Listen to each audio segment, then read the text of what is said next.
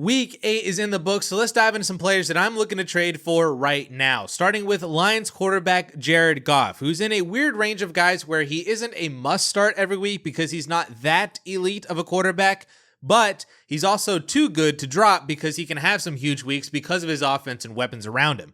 The trick is just being able to predict when he'll have those spike weeks. One of the biggest splits we've known about with Jared Goff are his home road splits, where in 2023, he averaged 21 fantasy points per game at home versus almost 14 points per game on the road. In 2024, he was still at almost 21 points per game at home compared to 17 points per game on the road. And in 2025 so far, almost 20 PPR points per game at home versus 15 points per game on the road.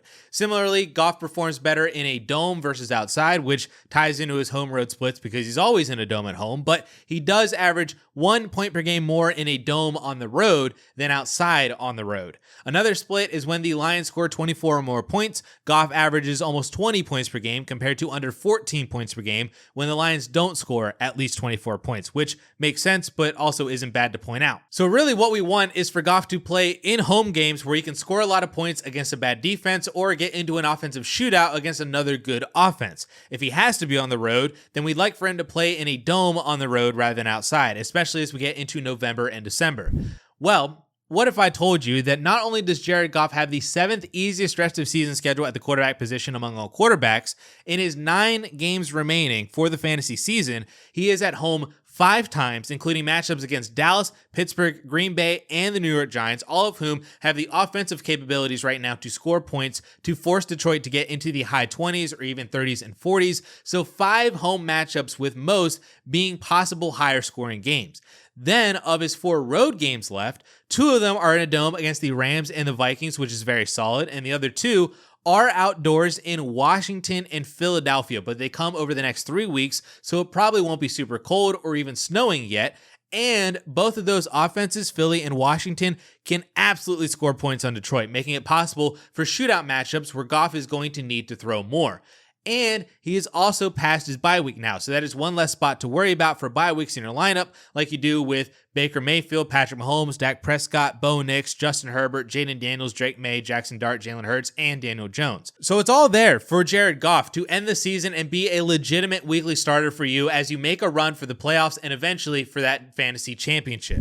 Now, trading away quarterbacks is always kind of difficult, and it's weird to get right in fantasy football, but if I had players like Sam Darnold or Trevor Lawrence or CJ Stroud, I would try to pivot off of them to Jared Goff because all 3 of those guys have extremely difficult rest of season schedules. If you could sell Caleb Williams, Kyler Murray, or even sell high on Justin Fields or Tua off of big weeks, I would love to move over to Jared Goff for the stability that he brings both in his situation and production as we head into crunch time for fantasy football. If you have extra wide receiver or running back depth, or maybe even an extra tight end if you added a Rondé Gadsden and you want to start him now, move players like Travis Kelce or Matthew Golden or Rashad White, DJ Moore, Kayshon Boutte, anyone who has the name recognition but doesn't have the production or isn't cracking your lineup other than a bye week fill-in can be sold for Jared Goff if you're looking to hone down your quarterback spot. Next up on the list, we have Quinshon Judkins, primarily because he got hurt on Sunday and had a dud game because of it. And outside of his huge game against the Dolphins 2 weeks ago,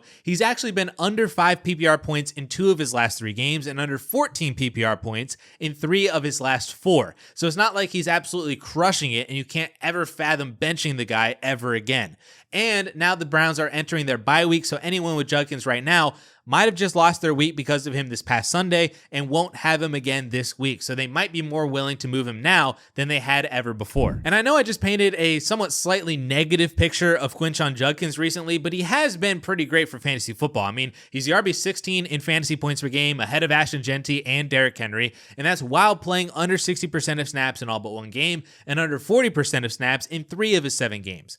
But he has been a workhorse 100% for the Cleveland Browns. He's had 19 or more touches in 4 out of effectively, we'll say 6 full games played. If you don't count his injury on Sunday, he's eclipsed 80 or more rushing yards in 4 out of those 6 games, and he has scored 5 times, albeit 3 of those came in that Dolphins game. None of his problems are Quinshon Judkins issues. They are all just mostly related to playing in one of the worst offenses in the entire league. But things can absolutely get better after the bye week this week because the Browns have the 3rd easiest strength of schedule for the rest of the year, with matchup against the Jets, the Raiders, the Titans, and the Chicago Bears, where I could see Cleveland being competitive in those games or possibly even win some of those games as well, which would be good for Quinshon Judkins in a positive game script. They also get the Pittsburgh Steelers and the 49ers, who they'll lose to, but maybe not that badly, to where Judkins can get going early and often throughout that game. They also then get the Baltimore Ravens and Buffalo Bills, who will absolutely smoke the Cleveland Browns, but those two defenses are currently bottom 5 in fantasy points allowed to running backs. So maybe there's a big touchdown run or just a few big runs in general that Judkins can use for good fantasy days before the Browns completely turn away from the run game to try to catch up with the Ravens and Bills offenses. But regardless of how bad their offense is, these are all matchups that we want our running backs to have in fantasy football, and they are all there for Quinshon Judkins after the bye this week. If you're able to pivot off of any of these weird RB2-ish kind of backs like a Travis Etienne, a J.K. Dobbins, Kenneth Walker, or get out from under Alvin Kamara, get out from Ja'Cory Krosky-Merritt, I would add a pretty decent like wide receiver 2 or 3 type of wide receiver to go get Quinshon Judkins. I would also consider pivoting from Ashton Jeanty to Quinshon Judkins if you're able to get something decent on top of Judkins for the name value of Ashton Jeanty. Kyren Williams has one of the most difficult schedules remaining for running backs. Maybe you try to pivot off of him. The same goes for Tyrone Tracy, who is now the starter in New York. And if you're able to sell high off of that for Judkins, I would love to do that too. I am trying to buy low, but I'm also understanding that low for Quinshon Judkins right now still probably means like 90 to 95 cents on the dollar. It's not a major discount or anything, but enough to pay for a top 15 running back with a great end of season schedule. At the tight end position this week, we actually have Kyle Pitts on the list. I know it is kind of gross given how his career has been, but listen, he is actually producing well this year, and most people may not realize just how well. Pitts is currently one of 6 tight ends to have 4 or more games of 12 plus PPR points this season. It is Jake Ferguson, Trey McBride, Tyler Warren, Tucker Kraft, Travis Kelce, and Kyle Pitts. He is 6th at the position in targets and has seen at least 5 targets in all but 1 game and 8 or more targets in 3 out of 7 games. He is 3rd in receptions and 8th in yards, including 59 or more yards in 3 of his last 4 games. The main issue? Just 1 touchdown through 7 games because Bijan Robinson is an absolute beast, and Tyler Algier also has 4 touchdowns for some reason. But Kyle Pitts actually has the 3rd easiest rest of season schedule for all tight ends, with some very, very green matchups leading into and even in the fantasy playoffs. And given the involvement that he's already had in the offense, plus the potential for maybe better touchdown luck moving forward, maybe this Drake London hip injury gets more serious, maybe Darnell Mooney deals with more injuries like he has for most of the year already, maybe the Falcons' run game comes back down to earth a little bit, considering they have the 5th hardest rest of season schedule for fantasy running backs remaining. I'm not saying that Bijan is going to get eliminated from games or that you should sell him in fantasy football, but if defenses start to key in more on stopping him, Atlanta may need to pass more if their running game is a little less efficient, as we just saw on Sunday against the Dolphins when they shut down Bijan Robinson and Kyle Pitts had 9 receptions. And finally, for the Pitts puzzle, he should be pretty cheap to get. He's not seen as an elite tight end option like some other guys,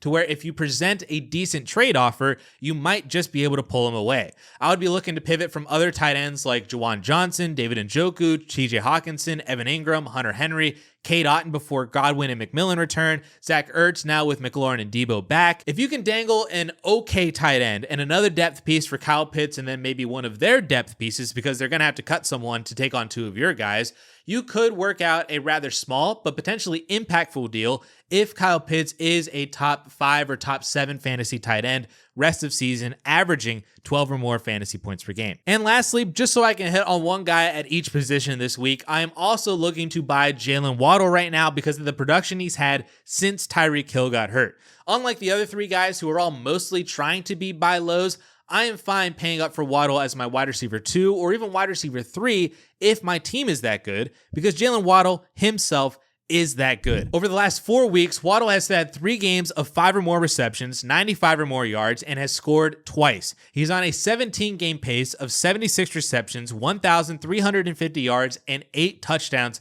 since Tyreek Hill got hurt, and that is including the Dolphins' disastrous week where Tua was awful and Waddle only had 1 catch for 15 yards. To make things even better, that production comes against defenses that were pretty strong against receivers for fantasy in Atlanta, Carolina, and the LA Chargers, yet he was still able to put up 15.5 points per game and produce as the wide receiver 9 over the last month. But moving forward, Waddle has the 7th easiest rest of season schedule among all wide receivers, with matchups starting this week against the Ravens, Commanders, Bills, Saints, and then a playoff schedule of Pittsburgh, Cincinnati, and Tampa Bay, which is one of the juiciest playoff schedules for any wide receiver right now, looking ahead that far. We have seen him produce without Tyreek Hill as a rookie, and we've seen him produce without Tyreek Hill over the last month, and guess what? He is a fantasy wide receiver 1 both times. And given the schedule that he has to end the year, how is he not a fantasy wide receiver 1 to end the season over the last 8 or 9 weeks? I would be trying to add something to my fringy wide receiver 2 type receivers like DK Metcalf, Zay Flowers, Chris Olave, or any of the Chargers wide receivers.